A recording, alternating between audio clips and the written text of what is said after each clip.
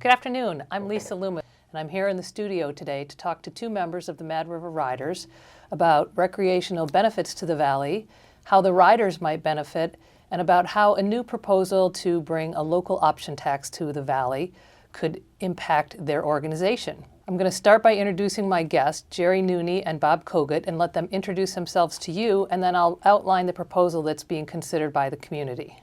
Gerry?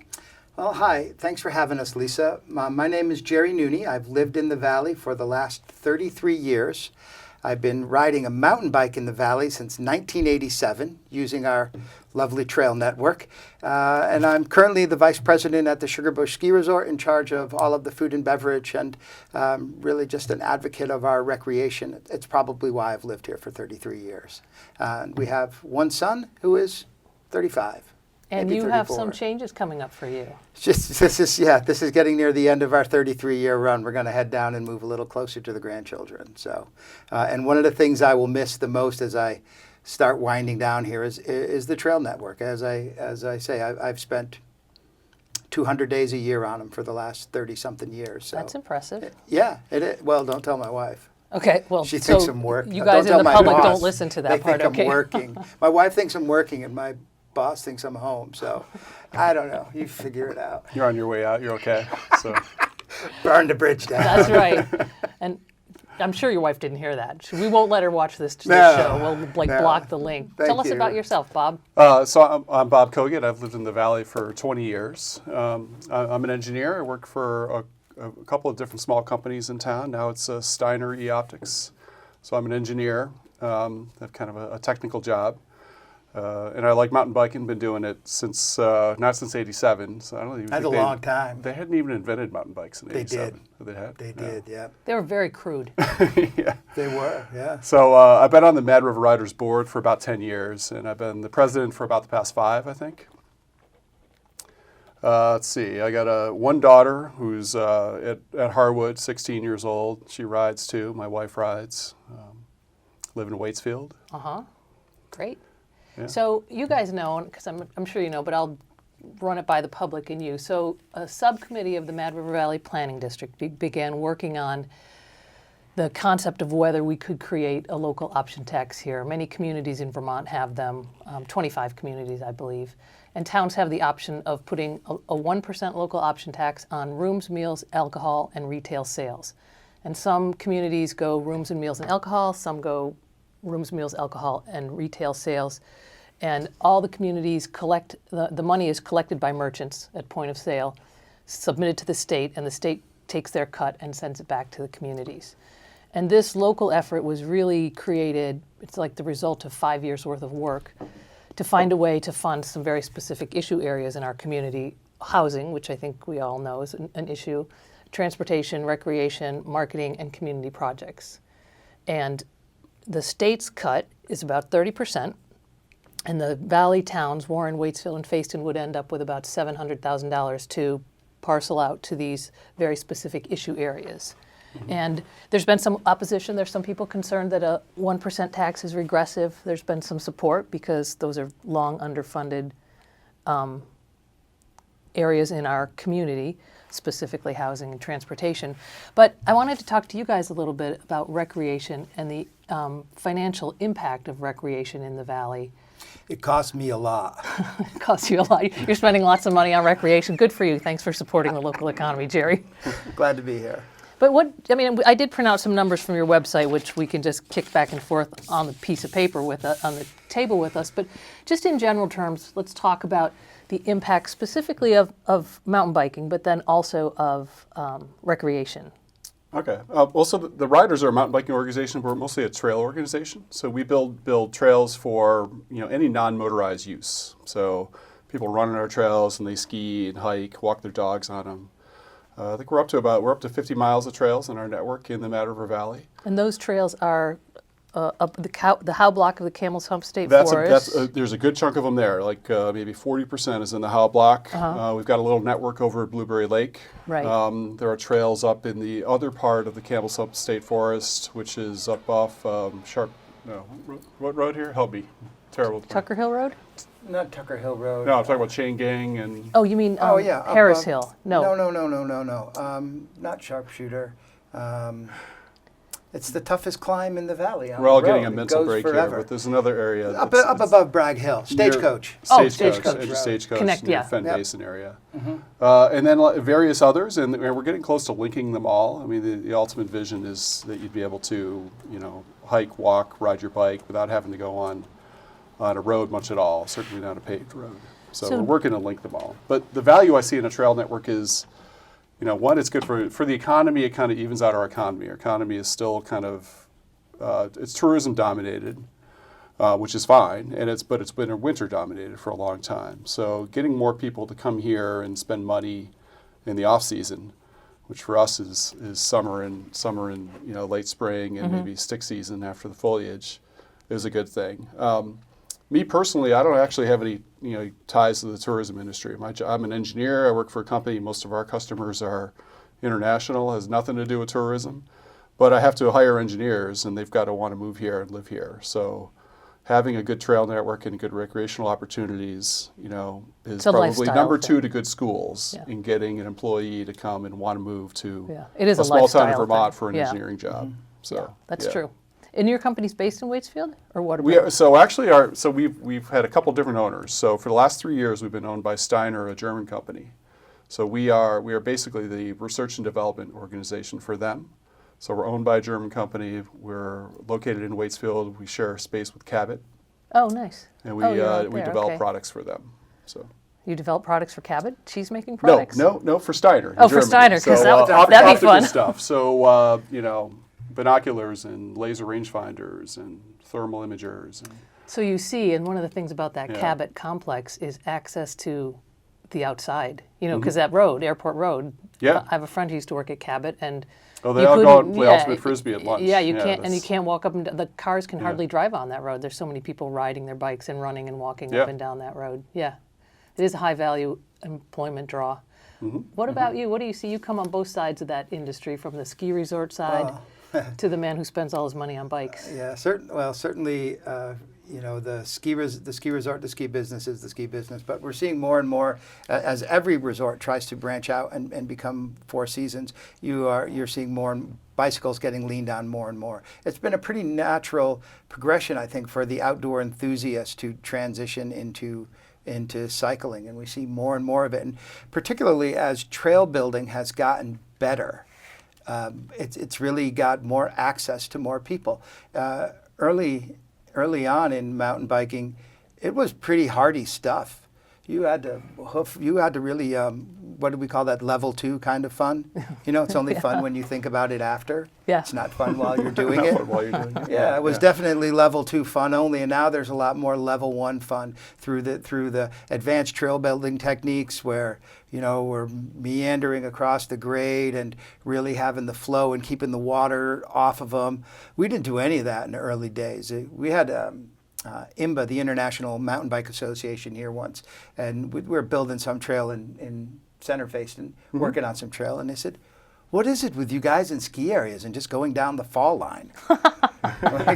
and they're That's working, awesome. and they're working with us, and we're going, "Oh, it made sense to us." And we're working with them, traversing, and you could see when they left Yeah. and stopped working with us because then the trail just went straight up down the again. hill Right. again. There we go. No, we're going up the hill.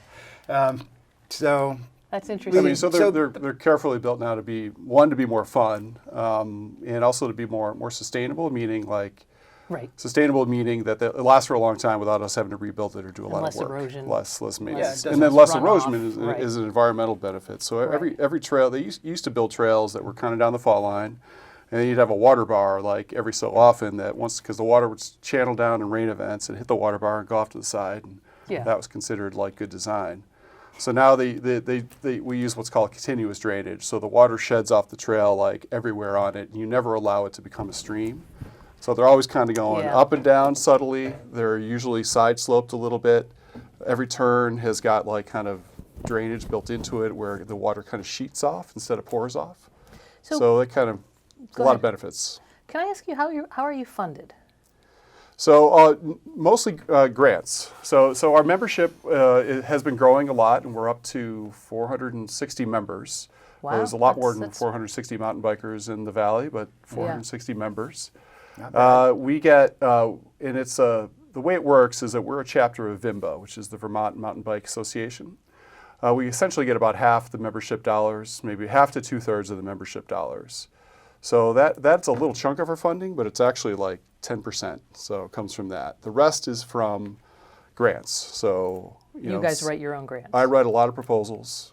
We have a part-time executive director. He's about quarter time. Probably he and I share the grant writing And who's kind of that? thing. Huh? Who's that? John That's John? Atkinson, and has been for a long time. So he used to be on the board. He used to be president of the board. Last just probably 10 years, he's been the executive director And part-time. do you reach out to the Mad River Valley Recreation We District? do. So And do you actually, get they're funds? probably they're up there. Call it our number 2 funder. Number 1 is larger grants. The RTP program is the Recreational Trails Program. It's federal highway money. So the feds designate that you have to earmark some percentage of the money, the vast amount of money spent in the U.S. on building highways. A little bit of it goes to non-motorized recreation. How And then that gets administered by the state. It's like funding the TV station. It's so civilized. Yeah. So that it's federal money, but it goes to the state of Vermont. The state of Vermont calls for proposals, and everybody competes on. You give them a project. It's all project based. And so you spend it's your money. reimbursed after the fact, so you have to be able to fund it ahead of time. How do you guys do that? So we just keep ahead of it. So we have a treasurer. We got a lucky guy who's retired and gets to ride his bike every day. But apart from that, he's our treasurer, and we between the grants we receive and the money we get from membership, we keep just enough in the bank that we To leverage the next amount of But we run an incredibly lean ship. So we have a quarter-time executive director. I think we pay like $30 a month for our website and our email. What is your budget? And that's roughly? So we're around it's around $80,000 a year. It can fluctuate depending on if we got a big project or a big grant a year, but it's Yeah. about $80,000 a year. And that's total. mostly trail That goes. construction. I would call it as close to 100% of that money goes to building trails. Because our executive director, he spends some time writing grants to raise money, which actually is kind of a multiplier. But Yeah. most of his time is spent designing trails, working with landowners, getting permission, leading work parties. And then the other money goes to renting equipment. That's It's a real lean. It's a real lean well, and organization. often sometimes we have a model of doing work. We do a lot of work by volunteer hours. So I don't know what our numbers are. That'll probably tell you. It's like 10,000 hours a year or something we get in volunteer hours of people just coming out and helping either build new trail or work on existing trail. So that's one model we use to build trail, but we also hire professional trail building subcontractors, of which there's a bunch of companies in Vermont that just build trails for a living. So we'll subcontract a trail to them or part of it or work with them. So given your role, your role as one of the primary players in the Valley recreation scene, tell me how it would make your lives different if we had some money to spend on recreation. If what one of the proposals, the proposal calls for funding a full-time person at the Mad River Valley Recreation District, and giving a very specific, and I don't know the exact specifics because they're still tinkering with how the money from the LOT would be split up, but giving a specific amount of money to the rec district to endow your organization, to help the Mad River Path Association. And when you mentioned linking all the trails up earlier, I mean, the Path Association, you work closely with the Path We do, Association, yeah. especially because these are all non-motorized trails. What could extra money do for you? Wow, I've never heard of extra. I've heard the term extra money. I've never seen it. Tell me what it could. such a Tell me how concept. you think it could change both your organization, but also recreation in the valley, and especially going back to what Yeah. you said about hiring people and people. It's a lifestyle choice. People need to be able to live out It's, to yeah, play I mean, outside. the trail system, I mean, obviously, like, a certain kind of person wants to move to a small town in Vermont and work. And if they're not working directly for a tourism industry, that's the reason they're moving. If they're, engineers can get jobs anywhere. Doctors and nurses can get jobs anywhere, but they move here because, most likely because they like the outdoor recreation opportunities, and it's a good place for their kids to go to school. So, and apart from the mountains in the winter, which if we're lucky, it's a good 6-month season. That's a I good ski season. 6 months out of the year, but that's only half the year. So what are you going to do the rest Yeah. of the time? And you're gonna hike, hunt, mountain bike, and a trail system's a big part of that. So. And so if you had money, Well, then you're one of the things you can do with money is more, right? More is better. I'm not sure about that. Sometimes. But sometimes. But Yeah. you can work on the connectivity and actually really not to create in our own valley to help with the connectivity, but also in the broader mission of even Vermont becoming connective as we're working on the Velomont. So there's another kind of nonprofit organization. I think they're based mostly out of Rochester, or Velomont, they're called. And they're actually part of VIMBA too, and they're working to link all these networks. So we've got one of the biggest kind of networks of all the chapters, a 50-mile network in the valley. To our south, Rochester has a growing network of trails. Right. And to our north, Waterbury has a bunch of trails. and Bolton. And there are obvious links on public land where we can link those trail networks together, and we can make a system where you can have. They're also working on huts as well, the Velomont. Yeah, I do remember that. So we can have a system where you can hike, or you can walk, or you can mountain bike, entirely on trails. From the current vision is to go from Bethel, Rochester, to Morrisville. So That's all the way nice. through on trails. So So you're starting to get something like the Long Trail only for bikes, or you're Yeah. starting to get like the Oat Route in the Swiss Well, that's Alps, what they're going right? for. Where you have these with some huts, like backcountry Yeah. huts that you would ride to, and it'd just be an incredible experience to be able to be out in the Green Mountains like that for multiple days. You can do this in Virginia, from Virginia to North Carolina. You can ride along logging roads and connect on mountain bikes and dirt roads and so you can actually get take a from multi-day trip. And, essentially from Charlottesville to Asheville. Yeah. So I think that's part of it. While we do this part here and we branch out and we can help with the connectivity and become bigger than just our own little island. Yeah. Where it helps Vermont as a whole, it helps the valley as a whole, but and helps we the citizens, which is nice. We're the ones who live here and we're the ones who use this. yeah. And with a little more funding, a little more stable funding, we're visions of hiring kind of a local trail crew instead of. So right now nice. we get a lot of volunteer hours, but it's not enough to build and maintain everything we have. So we're writing proposals for other people's money from elsewhere to hire somebody who's often from outside the valley to come in and build the trail or help us maintain it. And down the road we could employ a seasonal employment of a small team. Sure.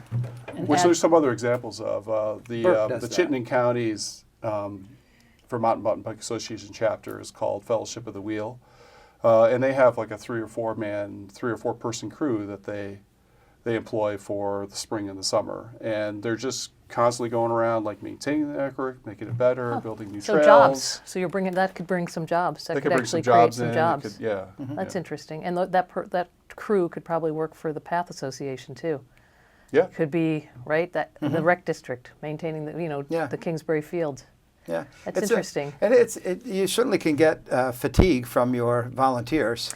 That's know? one of the reasons that the people proposing the local option tax, specifically for one of the specific reasons recreation is one of the buckets that will receive money is because of volunteer fatigue and because, we see it, like I'm a volunteer at MRVTV. You guys are, how many other places do we volunteer? It would be nice if we had some money to pay people to do the things our volunteers are doing, whether it is making trails, maintaining trails.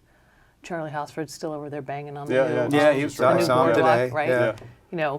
It might be nice if we could pay not for that I stuff. want to do less, but it is difficult sometimes. I probably put in an average, 10 hours a week, maybe. Yeah, with a on full-time riding. job and a family. Yeah, I have 2 jobs, Yeah. so yeah. so it adds up.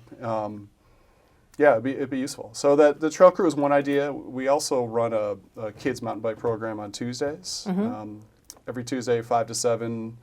Do it from as soon as the trails are dry enough into late September, and that's free. And we'll take whatever kid signs up from. We have 3-year-olds to like 15-year-olds. That's fun. And we could that is like I'm always like haranguing people each week to get enough kind of guys out to help me kind Lead of the run group. and guide all those kids. Yeah, times we it's up could to make 40 that kids. a bit more of a Wow. regular program, you know. And again, Sounds like you know, a a summer college job, intern for some Yeah. teenagers. They can Sounds- pay them yeah. a little bit of money rather than Yeah. just, you know, guilting my daughter into doing it for free.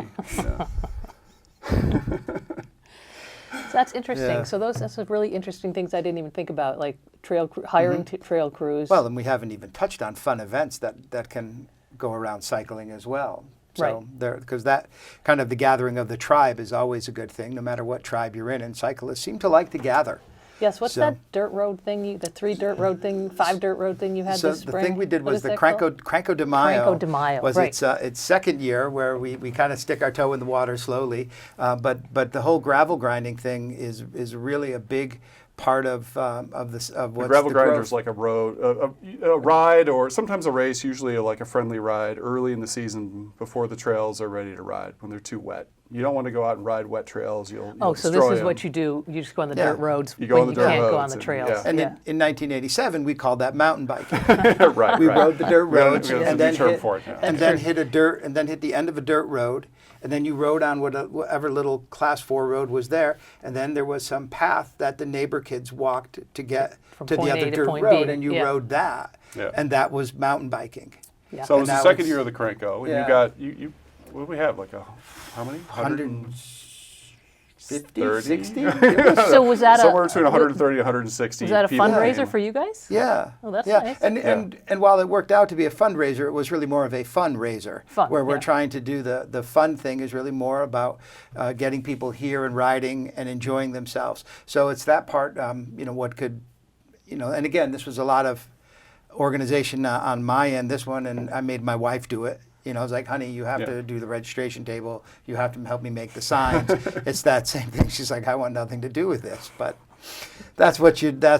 So that one we did in partnership. We have a couple of local companies that support us a bit. Sugarbush is our title sponsor and was last year and this year. But Lost and Swine's Liquids helps us too. Are you on their charity? Their tip No, list? no, that's crazy fun. money. We haven't gotten that. We no. got some here at Mad River Valley Television, and that is awesome. That's, Fingers crossed. Yeah. Well, if We're you're working if on you're it. on the list, it'll working on it. it'll Yeah. come along.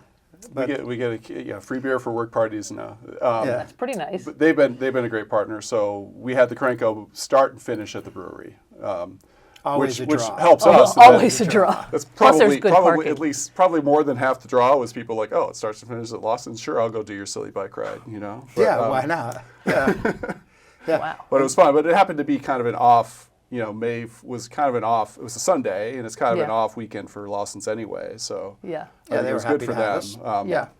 I think John took a good picture of a whole bunch of people sitting around the bar with bike helmets on, drinking beers, and Just in and case it gets just- dangerous It's- in yeah, there. it's a- it's And a or drinking's a helmet's helmets for. on. So Yeah. let me So ask you- we're kind of new to events, so that's Yeah. that one was in the second year, and then So I see what you're What else saying we though. got? Events they can raise They- money, but they raise awareness and they make people have fun. There's this whole thing on the internet when people signed up. We have all this data on where these people came from, and while 50% came from within our little hub here, Chittenden County, Washington County, they came from as far away as Ottawa, Cape Cod, Pennsylvania, upstate New York, like out by Niagara Falls. Wow. People came and people and they made it kind of a weekend. There was one in Waterbury on Saturday, and then Oh, we had that's ours nice. on Sunday, and that was a good mix again of the two clubs working together. And people came to Vermont on the first weekend in May Shoulder season. when there's usually Yep. nothing to do.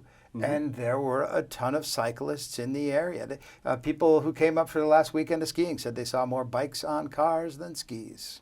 That means you hit the mark then. We hit the Right? mark. So, and it was a great event. So that's another one that can just continue to grow and get, bigger for the town. Yeah. Lunch business was good in the Mad River Green that day. That's, this bringing more events to the community is also one of the goals of the LOT, specifically with some funds earmarked towards marketing, very clearly defined as bringing in people on shoulder seasons. Yeah. And I might not have this stat exactly right, but somewhere in one of the presentations I've heard, I believe that if we are successful in increasing shoulder season business by 40%, that it would add another $6.8 million to the Mad River Valley economy.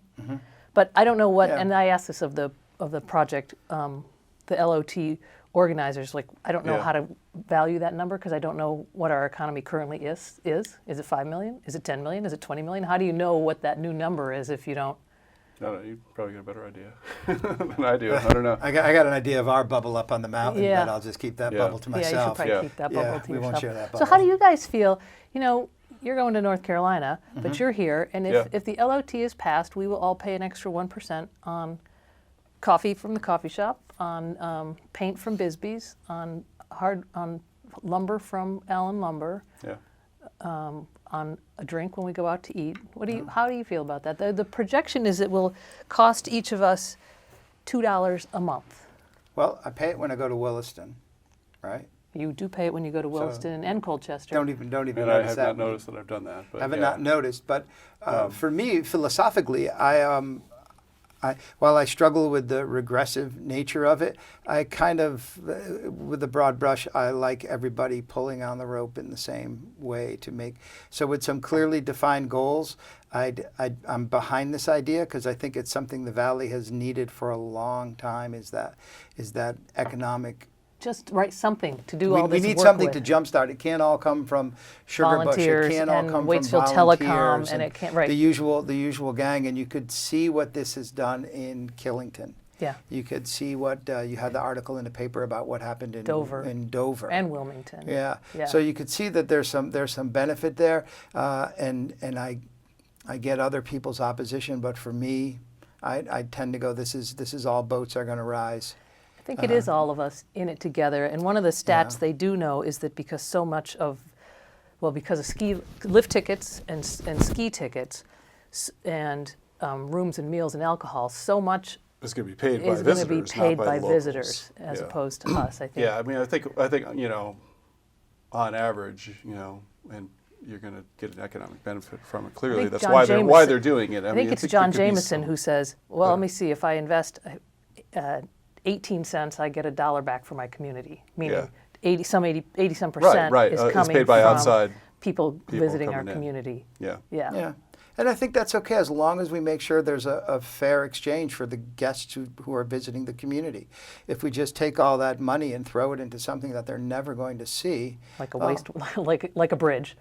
yeah, Yeah, right. yeah. I Then mean, you right, do if we something give- like that, then we make that's not tangible so fair. benefits, But you right. come in and I think the sign project that went on around the town was one of the best Yes. things, and the amount of time that people put into Yeah. making that project right. The wayfaring Is is re- really important. Right. The But it- wayfinding. Yes. Yeah. But I think that's the part where when a guest comes back into town and says, oh, that's really nice. Yeah. You got a new trail. That's nice. Love the little thing leading into Lawson's. That's beautiful. I think that has some value for our guest if we just. Yeah, I mean, we have a yeah. 50-mile network of trails, but it's been hard to find until we recently. got a 2 mile. you know. We got Signs are signage awesome. for 2 miles. Yeah, We yeah, got a pile yeah. in my basement that I haven't gotten to We've got to yet. get, So Yeah. again, I have a pile of signs that I've got to get out They are in the really, woods. I was very So, excited to see those go up. But I do Yeah. still, I mean, I asked this of Josh Yeah. and Eliza Walker, Josh at the Planning District and Eliza Walker, who's the current president or chair of the Rec District Board. I had a reporter get lost in trying to get down off of Woo Ledges. Yeah. Because there's no internal. Are they still there? There's no blazes or anything. There's It's no just- blazes. yeah, there's No, we nothing. got her You back. got to, oh, Yeah, yeah. She turned on location services on her phone. I was able to talk her into Hastings Road, the upper parking lot. Right, I got her right. back. yeah. So that's, I think that is in the plan with Josh. And I think that is step one was, I've been working on this one from the beginning with Josh and all of them, was the major kiosks, the big ones that you've Yeah. seen. Those are intended to be at trailheads where you can park, in a nutshell. Yeah. And then the smaller ones on a single post are for trailheads where you can't park. But you want to know where the trail starts or ends. But then in between, we want to have some blazes, something akin to like the Catamount Trail signs Yeah. or White. Yellow, yeah. to not overdoing it. And we don't want to plaster the woods with signs, but enough to just keep you from getting lost and Yeah. keep it friendly for visitors who is don't know that it well. plan, is that funded, or did your grant only cover the You first got to ask round? Josh on that. I think that's funded, but you have to ask Josh on that. Josh got a bunch of grant. He's a he good did grant writer. job. He's good. He's good at it Yeah. too. So, But I think that's the key. That's the and key we to the have- lot, though. and we're is kind of splitting that seeing up it. between partner organization that's like of all the trails on that, well, so the Mad River, we haven't talked about the Trail Collaborative. So what do they call that? Mad River Valley Trail Collaborative is kind of all the trail-based organizations kind of working together with the Rec District and with Josh at the Planning District. So it's Mad River Path, us and the Mad River Path are the biggest ones, but it's also VAST, Catamount Trail Association. Yeah. So that whole, we put together this whole map of all the trails. So, I know, I saw, that's an awesome Right. map, yeah. so that has the 50 miles of riders trails, plus the 10, 15 of the path trails, plus all the other ones on it. But for each of those, yeah, I believe we have funding to do those kind of wayfinding ones. And we've been, I don't know if we've finally, we were talking about like each organization could have, you know, the ones that you maintain, maybe you put your sign on it, and you know, Yeah, some will I say think paths, some yes. will be vast, some will say Catamount Yeah. Trail, some will say riders, but they'll all be similar, like just little blazes Yeah. to let you. And Gerry, you were just about to say, I think that's the key Right. to using an LOT fund, using LOT funds properly is to enhance Yeah. the usability of the valley for both us. And for And our our guests. visitors. And our guests, particularly if we're banking on the visitor paying their 80% fair of share, it, then let's yeah. make sure something goes back to them. Yeah. You know, things that we need to do as a community, well, we should need to do those and we should fix them. Right? Well, we need to work on housing. need to- That's yeah. no secret, and we need. And I don't know if any community in Vermont has yet to solve housing. One of the people I interviewed, I think it was for Wilmington about their LOT. So he said they're basically throwing everything against the wall and see what sticks. It's a difficult solution. It's a difficult problem for us. No, but- Well, yeah, I mean, housing is a problem because we've got a lot of tourism industry, which has some Sure. relatively low-paying Airbnb, jobs, and people right? who make those wages have to be able to afford to live here. And then because we have a strong tourism industry, we have strong second home ownership, which And you know, increasingly buys- Airbnbs. which is where my Right. house went. Yeah. Did you sell your? It Yeah. sold. The second Yeah. home. Yeah. My Did it? Yeah, yeah, they're so going to retire up here, but you know, nice young family's going to live there a bit, and then mom and dad, so multi-generational thing, and mom and dad that'll be their retirement home. So, a couple more skiers. So my in town. previous house on 17 was a second home, sold to a second home owner, but now they're a full time. So you know, Yeah, so people Oh, like is to that the gained people a who- resident that way. Is that the people who lost the dog? I don't know. Wheezy? So my house Was was on, it was on 17, like above the Mad River barn on the right side. Just when it starts to okay. get windy on the right going Yeah, to yeah. Mad River. I was wondering One if of it was those. Wheezy, the dog who was lost last fall. And No. he came home. No, No. I don't. You guys were all, the riders were very instrumental in looking for looking the for dog. Wheezy. Yeah. Where's that dog? Where is that dog? There's- Well, I really appreciate you guys coming in to Yeah. talk to me about this. This is the first of many conversations we'll be having here at MRVTV with community members and others about the proposal to bring a local option tax to the towns of Warren, Waitsfield, and Fayston. Any such tax would have to be approved by the voters in all three towns, and there's a tri-town committee. Two select board members from each committee have negotiated the terms of the memorandum of understanding and the bylaws that would govern the local option tax. And I think they don't know yet if they're going to vote next March or if they're going to vote in a presidential election. So Wow. stay tuned. Yep. All right. Okay. Thank you both. Thanks. And Thank thank you you. all for watching.